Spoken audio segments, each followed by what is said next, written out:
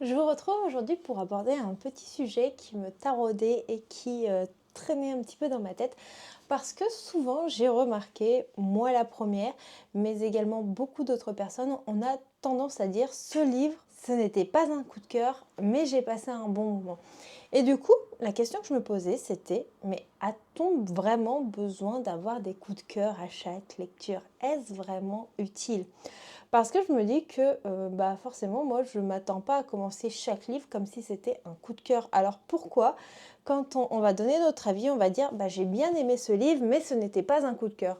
En quoi ça a de l'importance? Le principal, je pense que c'est surtout d'avoir passé un bon moment, d'avoir peut-être apprécié les personnages, avoir apprécié tout ce qui va toucher au world building, et passer un bon moment. Chaque livre n'est pas censé, laisser une trace impérissable dans la mémoire, je pense, c'est mon point de vue et je trouve ça dommage qu'on doit forcément peut-être avoir des coups de cœur systématiques pour apprécier une lecture ou je me dis que moi-même, il faudrait que je corrige ce tic de langage de dire: «Ce n'est pas un coup de cœur, mais c'était une bonne lecture». En fait, le principal, c'est que ce soit une bonne lecture. Le coup de cœur, ce n'est qu'un plus et c'est pas péjoratif en fait que ce soit pas un coup de cœur. Alors que quand on le prononce verbalement, j'ai l'impression que des fois c'est un petit côté un peu péjoratif dans le sens ouais bon bah ce livre c'était pas un coup de cœur, ouais bof. Non en fait c'était déjà juste très bien d'avoir accroché avec l'univers, la plume, les personnages et de passer juste un bon moment, un moment plaisant, de détente qui permet de s'évader, etc.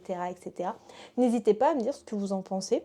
Et si vous aussi, vous avez ce tic de langage, puisque personnellement, je pense que c'est quelque chose sur lequel je vais devoir travailler.